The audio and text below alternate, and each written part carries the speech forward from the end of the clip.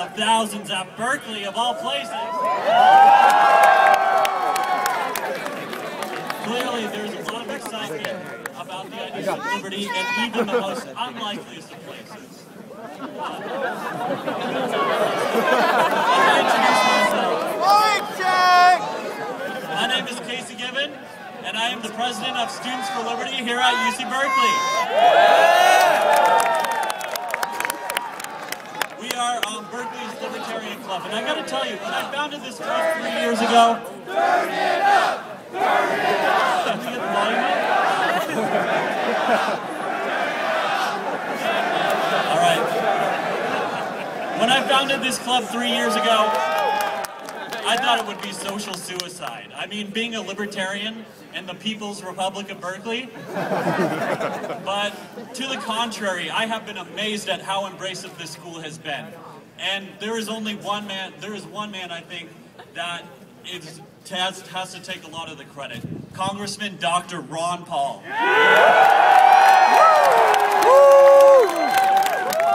President Paul! President Paul! President Paul!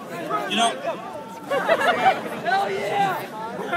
Yeah. By the way, if you're a Berkeley student interested in Ron Paul's message, we encourage you to attend our meetings at 7 p.m. every Tuesday at 87 Evans, or visit our website at calisfl.com.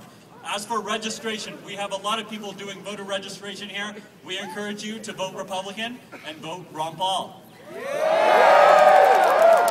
Now, older generations often ask why we young people are so attracted to Congressman Paul's message. I'd say it's because in our age of the internet, my generation is beginning to realize the cyclical nature of politics, that no matter who we elect, Republican, Democrat, Bush or Obama, we're left with the same policies: more wars, more bailouts, and less individual liberty. But then, when browsing YouTube one day, many of us discovered the only congressman who has tenaciously stood up for our freedoms, Congressman Ron Paul. Instead of running up our nation's debt, Congressman Paul has consistently voted for less taxes and spending on cronyist policies like bailouts and subsidies.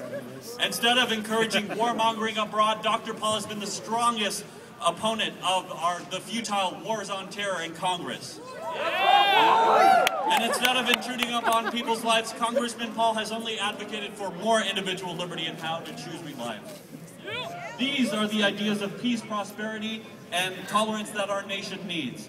These are the ideas that so many of us young people are attracted to, as demonstrated through my club's success. And finally, these are the ideas that have exploded in popularity over the past decade because of one man. Ladies and gentlemen, help me in welcoming him right now. Congressman, Dr. President of the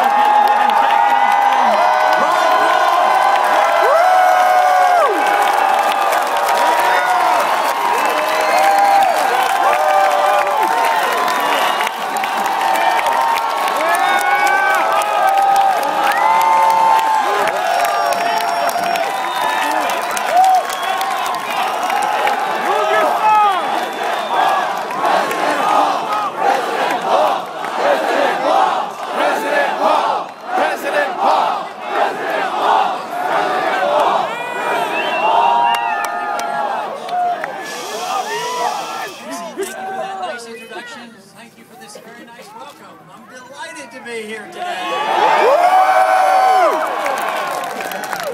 In the home of free speech. I can say anything I want tonight, right? As long as it's true and good news, right? Before I get started, I want to make sure you see my wife up here. My wife Carol is with me.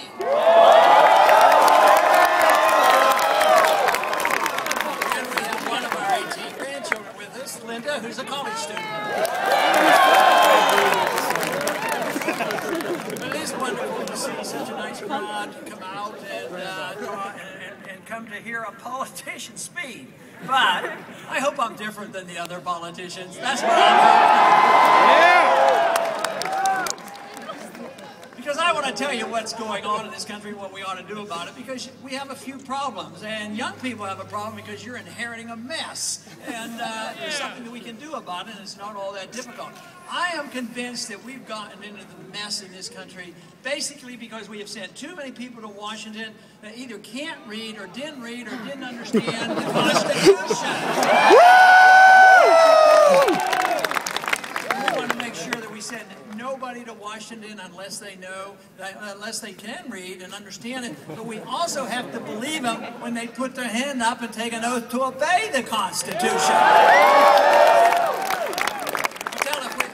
If we've had that for the last 40 or 50 years, our government would be very much smaller.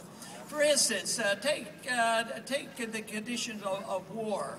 We haven't had a declared war since World War II. We were attacked, we declared war, fought the Germans, fought the Japanese, and it was a major ordeal in about less than 4 years. How long have we been in Afghanistan? Way too long! To war without declaration. We were in Korea and Vietnam and dozens of other places. Today, you might have read the news. We just put some troops in Australia. I don't know what we're doing. We don't need to have more troops spread around the world. We're already in 150 countries. We have 900 bases. I think if we have a military, which we should have, we should defend this country. We shouldn't be the policemen of the world.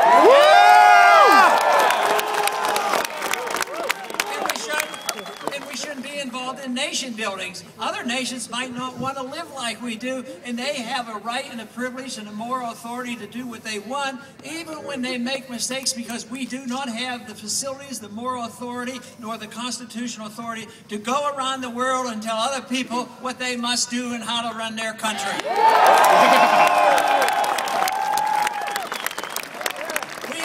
A job on ourselves enough just trying to straighten out our own government, let alone trying to straighten out the governments around the world. But people argued the case, and they've argued this for many years. It's been going on since Woodrow Wilson. That is, America is an exceptional nation. And we have been. We have been a great nation, the freest nation ever, and the most prosperous, which we no longer are. But they said that we have exceptional values, and they're so exceptional and so wonderful that we have this obligation to spread our message around the world by force. That makes no sense. If we are an exceptional nation, and if we have those exceptional values, you cancel them all out when you decide on the principle of preemptive war. We have been following the position of preemptive war in the past 10 years. If we were more honest with ourselves, we'd call it aggression, and we don't believe in preemptive war, and we only fight defensive wars.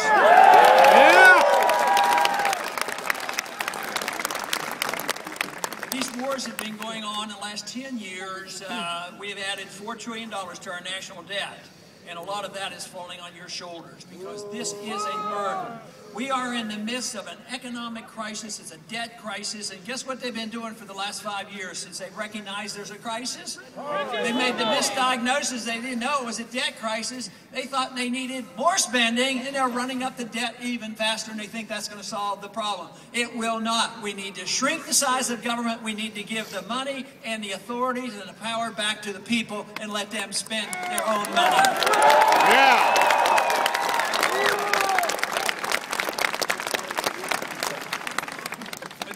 Going on now for more than 50 years, and it's been very, very tragic for us. If you think of all the money and all the lives lost and all the injuries and penalties since World War II, because no war has been declared since World War II, I mean, it could add up into trillions and trillions of dollars.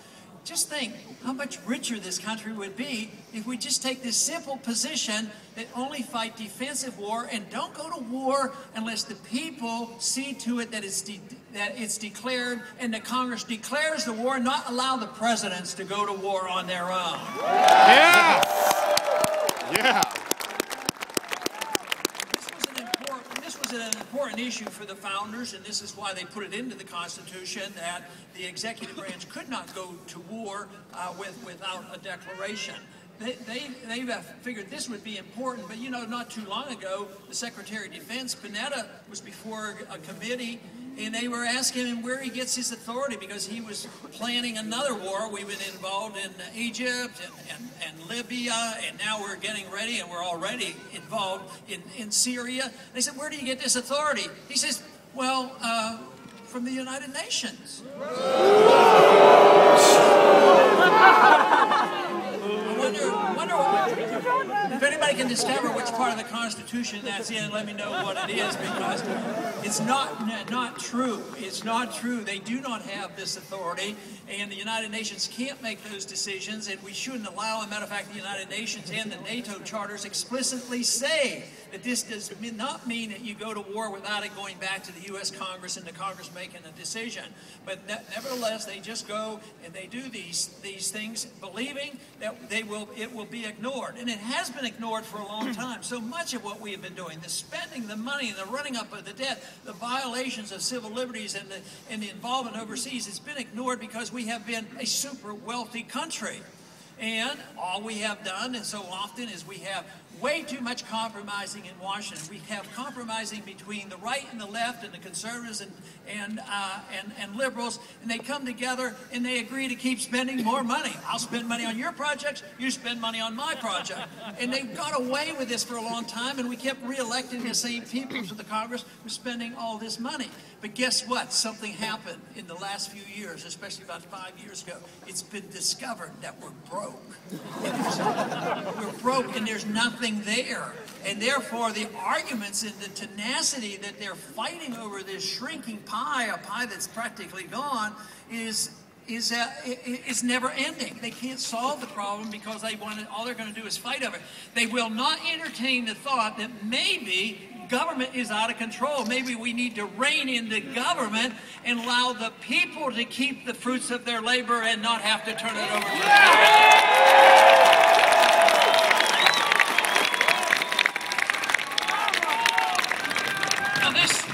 It's never been hard for me to come to that conclusion, because I believe rights don't come from our government. Our rights come from us, either from our Creator or in a natural way.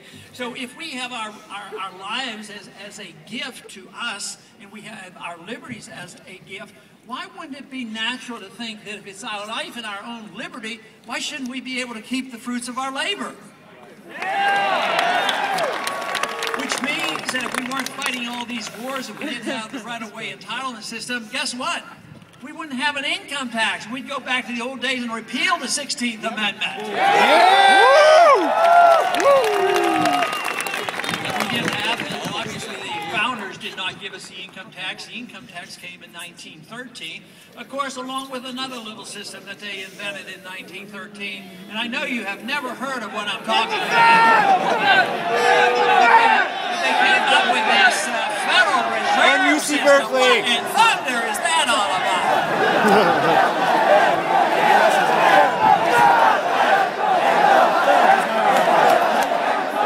And Berkeley, and Berkeley, and Berkeley, and Berkeley, and Berkeley. That sounds like And a public very good education. idea.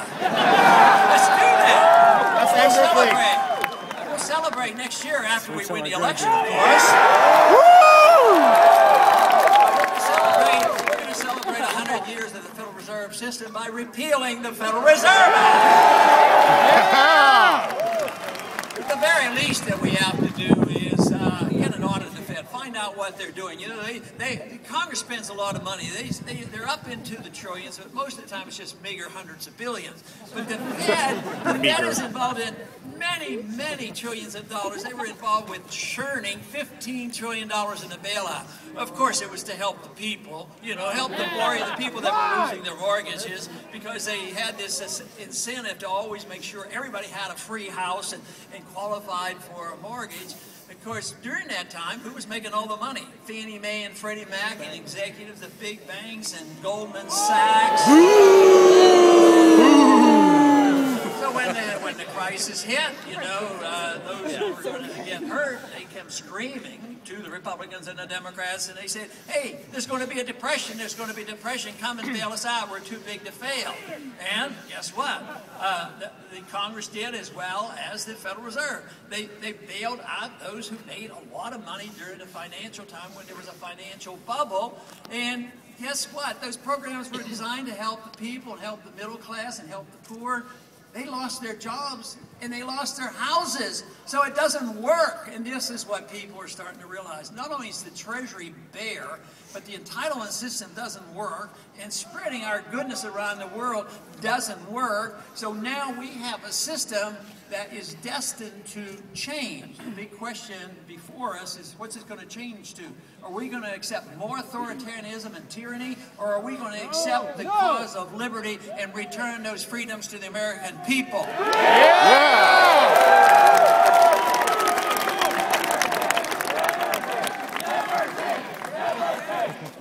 And it is the cause of liberty that we must address, and understanding where our liberty comes from is so important. The wonderful thing about liberty and the understanding of freedom is it will bring us together.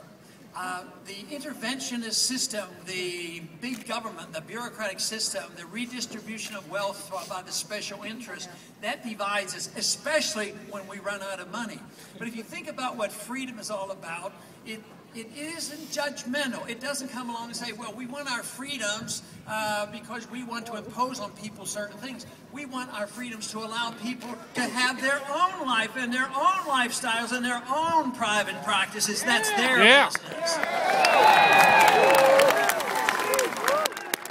So everybody's going to have different desires on what they want from their personal freedom.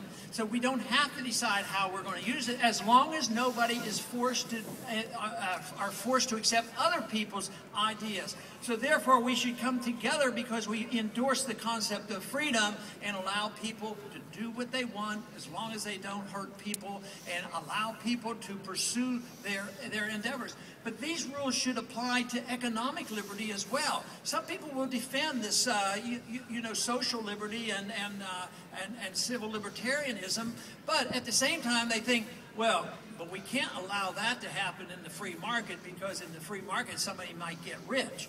Well, in the free market, if you get rich because you provided a great service for somebody and we as consumers bought the product and we weren't cheated, and the more we buy, the richer they get, that's not a problem. But what if they're rich because they get money from contracts from the government, and what if they get bailouts from the government? That's a different type of riches. So the freedom issue brings people together. Not only does it allow people to spend their money and run their lives as they so choose, it also means that you can't be coercive. You can't be coercive with your neighbors and your friends, and we shouldn't be coercive with our neighbors and friends around the world. It is the coercion, the force, the intimidation that say that we know what is best for everybody. But today, this is the way we operate. It's around the world, domestically, we are telling people what to do with their lives, what to do with their money, and we're telling everybody around the world what they ought to be doing. And this has not worked out well for it. It has contributed to our bankruptcy and contributed to the problems that we face and all the conflicts we have. And it's going to get a lot worse unless we establish the basic principles of what this country is all about. And it is our freedoms to live our life as we so choose, and to spend our money as we so choose. People will argue with us and say, oh, that's not any good because you're not a humanitarian. You have to care about your fellow man. And if you don't endorse the welfare state and socialism and welfarism, you don't care about your fellow man. But just look at the failure. Socialism, communism, welfarism is on our doorstep, failing right now, and the housing programs didn't work. So it isn't humanitarian. Maybe they have good instincts, maybe they have good ideas, and maybe they want to help people. But if you want to study history and find out where the largest middle class has ever been and the wealthiest middle class, it's been in the United States of America, because it had maximum amount of freedom, and the freer we are, the freer our country is, the more prosperity there is. Yes! Yes! Dr. Powell!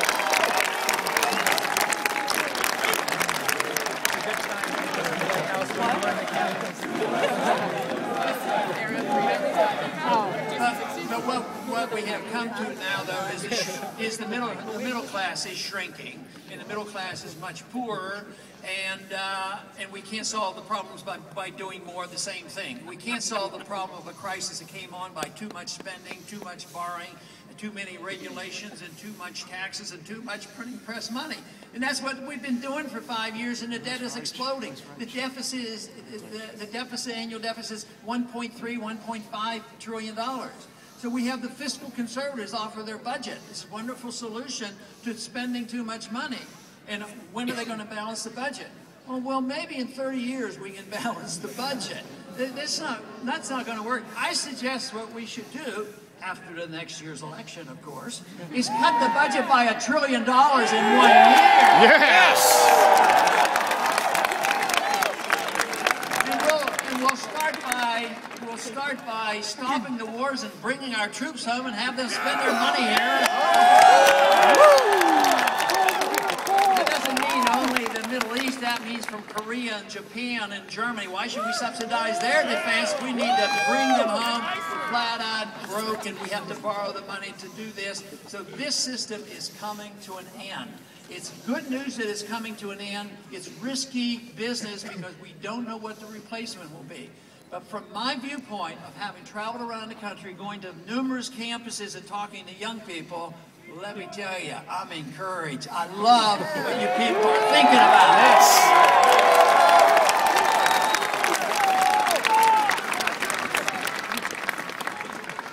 Dependency is never a way that you feel good about oneself. The more dependent you are on others, the less content people are. And that is what people have to realize, that if we would have more freedom and release the creative energy and put the burden on us to take care of ourselves, then we can work for our own virtue and our own excellence. This is what gives people personal satisfaction. It is not being taken care of by somebody else and eventually having that ripped away. We cannot depend on others to always provide.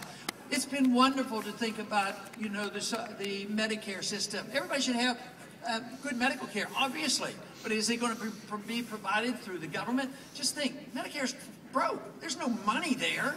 And the only way we can continue to even work our way out of this is we have to save a lot of money elsewhere. So my suggestion in cutting this $1 trillion is obviously to cut essentially everything from overseas and cut some departments that we don't need, and try to tide people over that we have taught to be so dependent on child health care and Social Security. But right now, what we're doing is we're still spending, running up the debt and printing the money, and now we're just seeing the beginning of the end of the dollar because the prices are starting to go up. You cannot keep printing money forever and think that the world will always accept the dollar. Right now, there are plans being laid for the replacement of the dollars. Other countries have suggested that should be done, and they have met their fate because Saddam Hussein wanted to replace the dollar. And also in Libya, Gaddafi wanted to replace the dollar. Right now, Iran would like to replace the dollar, and they get into trouble for this. But we're the ones that will be in trouble because economic law will dictate to us that they will not always accept our dollars just by printing them. Right now, there is way too much trust in the dollar. Therefore, what we have to do is restore the understanding and restore the principle of sound money, and that is the reason we don't need a Federal Reserve, and we need commodity money such as gold and silver as the Constitution dictates. Testify, Dr. Paul.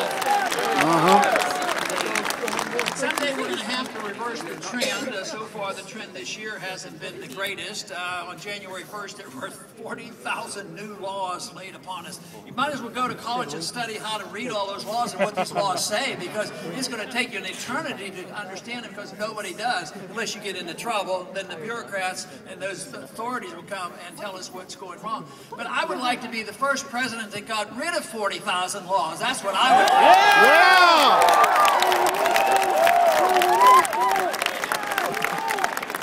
I would like to see the day where the Federal Register actually shrinks rather than it totally expands all the time, because it's just too difficult to keep that up. But I'd also like to restore the principles of a free society where and it might not be important to everybody, but maybe a few people would care. I'd like to see the day when you actually have the freedom to drink raw milk if you want to. Yes! Yes! And take your own risk. Matter of fact, I'd just as soon see the day that you can put anything you want in your body that you want, and you take your own risk when you do it. Yeah! Paul, prescribe me some freedom! Yeah, thank you. You know, there's an interesting issue dealing with medical marijuana. It's a great issue for me to want to bring left and right together. You know, the people from the right, you know, use the word states' rights, and that's a bad word. That's politically incorrect. They say that's not nice to say, you know, states' rights, and it means something else. But just think about it. If you had states' rights in California, you wouldn't have the feds bugging you and coming in here and invading and telling you what you can do with your own body.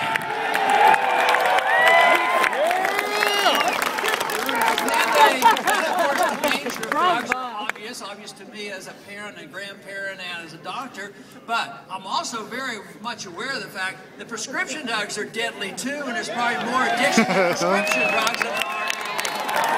Woo! For local!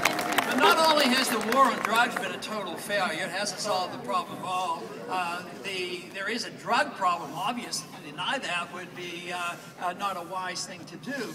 But to say that the drug war has helped, the drug war has become much more dangerous to us. It's to undermine our liberties. It's to undermine the whole principles of the Fourth Amendment and privacy rights. So the drug war has been much more dangerous than the drugs themselves.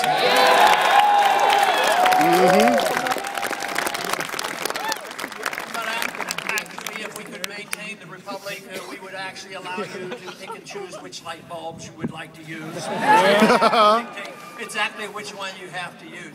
So this is, these are the, you know, simple little things, but they're pretty important to make your own choices. And that is what freedom is all about, is making our own choices and not forcing anybody else to accept our choices. That is what we should be aiming for. And it is wonderful that we don't have to give up and say that we will be less prosperous. I've always said, if I had my choice of living in a free country and living in a poorer country, I want to live in a free country. But we don't have to make that decision. We opt for liberty. We're going to live in a richer country. There is no doubt about it. So therefore, the cause ought to be liberty. But, you know, what has happened is that we became so wealthy, and then our government started to grow incrementally, and then we started to redistribute wealth for good intentions, and it was fine when we were a wealthy country. But then eventually, the further along we got, the more it gave the incentives to the special interests, the big corporations and the lobbyists, and then that became a business in itself. And that is the way government is run, by power and lobbyists and money. And what have those individuals who are redistributing wealth forgotten? They forgot about the production of wealth. You can't just have redistribution of wealth when it's not being produced. We have to talk about how wealth is produced, and that is in a free society. That's how wealth is produced. Woo! They say that the problem in Washington is not enough compromise. I say there's been way too much compromise. They compromise on the issue, both parties compromise on the issue that you can't challenge the Federal Reserve. They compromise on the entitlement system. They compromise on the monetary system. They compromise and they go together and accept the same foreign policy. We elect one president, then we elect another president. They say they're going to stop the wars and they're going to change. They never do. It's a one-party system, unfortunately. But the people get left out on this. This is why there are so many people now, more and more people are calling themselves independent. It's also a political problem for our campaign. It's very difficult, you know, to win a primary in the Republican Party when the Republican Party might be, the majority might want to have more war, and the people who don't want war are independents and Democrats. So what we need to do, though, are bring these people together, and under the present circumstances right now, if you want to promote that cause, you might seriously consider maybe getting involved in the Republican primary at least this year and see what we can do to change things in this country. Yes! Woo!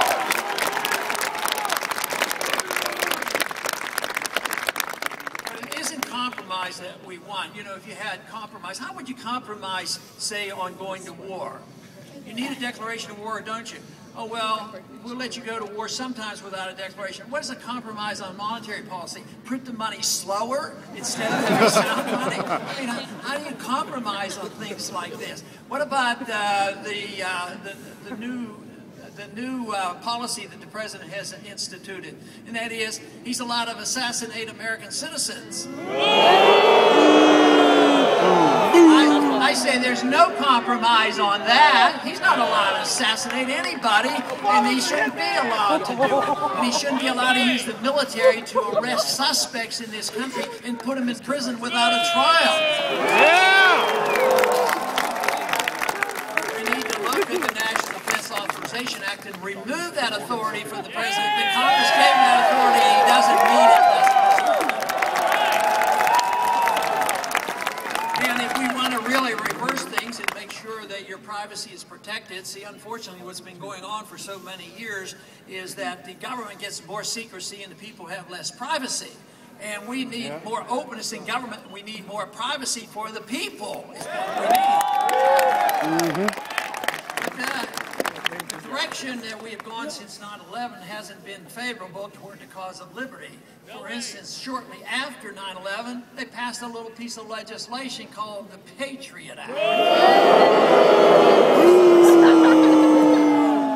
Maybe if they had called the Patriot Act repeal the Fourth Amendment Act, it might not have passed.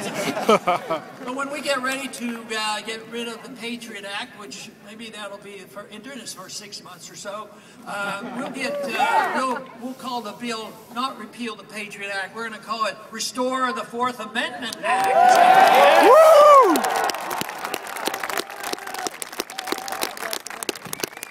What we need is coalition building, because right now we've inherited a system where freedom has been chopped into pieces. Some people defend civil liberties and some people defend economic liberty. But if you believe in individual liberty, it's all one and the same. We need to bring the factions back together and put the pieces back together. But we have to emphasize the fact that liberty is individual, but not by groups. I don't like hyphenated rights. We don't have rights because we belong to a group. Tragically, this came about because in our early history, some groups were punished, you know, because they belonged to a certain group. But we should never punish anybody because they belong to a group, but we should never give special benefits to anybody when they belong to a special group. Yeah! Fuck the voted action! Fuck the voted action! Today, I think you're gonna get home. The worst discrimination that we have in our country today has to do with the enforcement of our drug laws.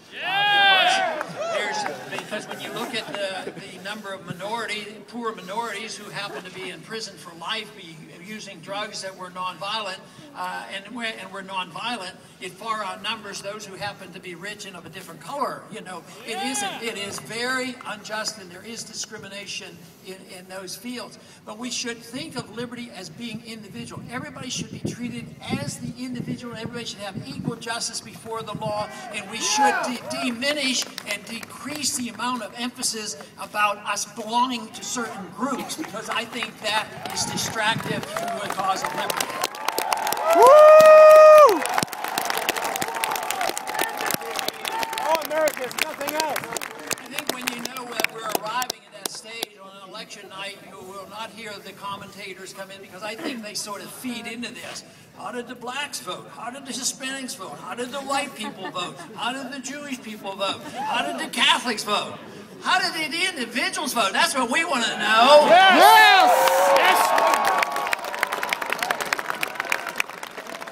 You know, in a free society, people will certainly do things and spend their money the way others might not approve. But as I explained, we shouldn't be telling them what to do, but they have to accept the consequences.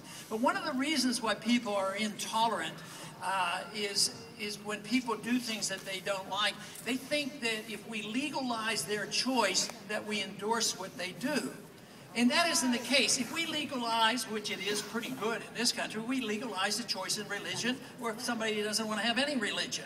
But we are tolerant of that, and we accept that. But as soon as it comes with personal habits, we say, well, we legalize such and such activity, therefore we endorse it. But it isn't an endorsement. It means, though, that as individuals in a free society, that we should become a lot more tolerant of other people and leave things alone, you know. Woo! Yes, sir! Yes, sir! We all know that ideas have consequences, and bad ideas have bad consequences, good ideas have good consequences, and it's fortunate today that good ideas are starting to prevail once again. Once again, we're talking about sound economic policies and personal liberties and putting the pieces back together, and there's a growing sentiment in this country today about changing our foreign policy, believe me.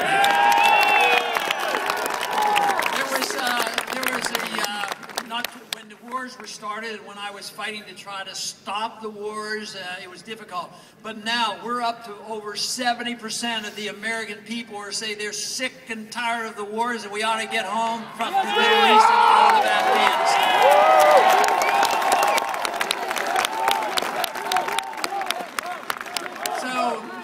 So this to me is encouraging, and but we have to keep, you know, fighting this ideological fight and this battle. It's a revolutionary idea to once again get back on the path of what we were started with.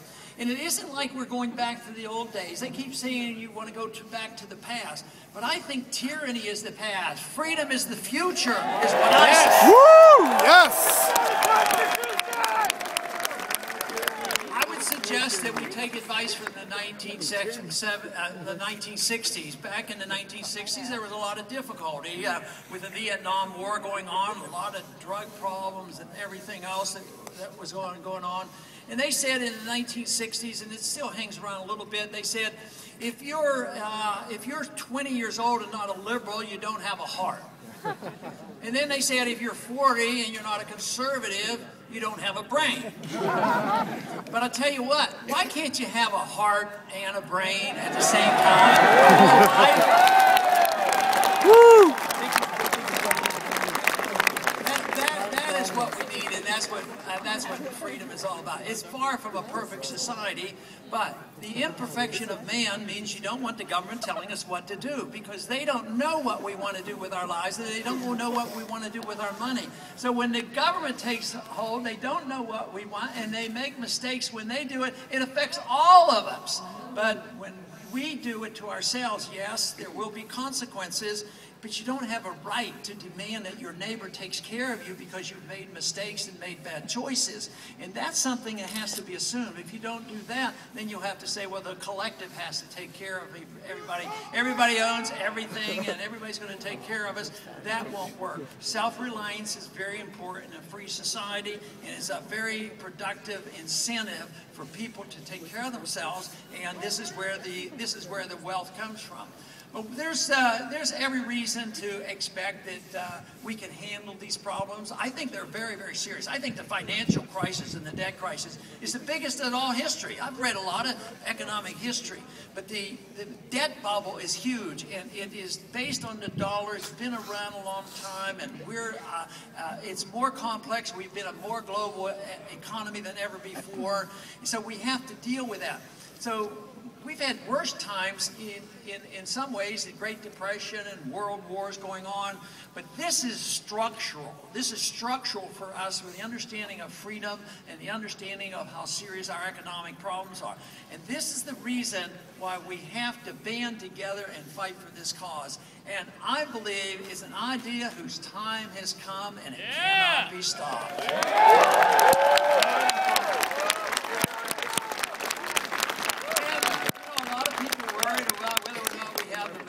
Vote in Congress yet.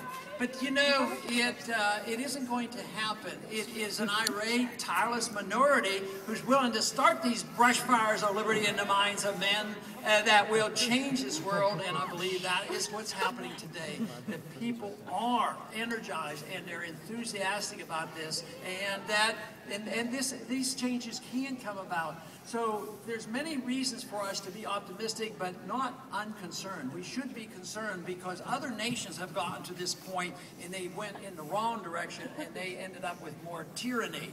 But this idea that we're going back to the old days, freedom is a very young idea.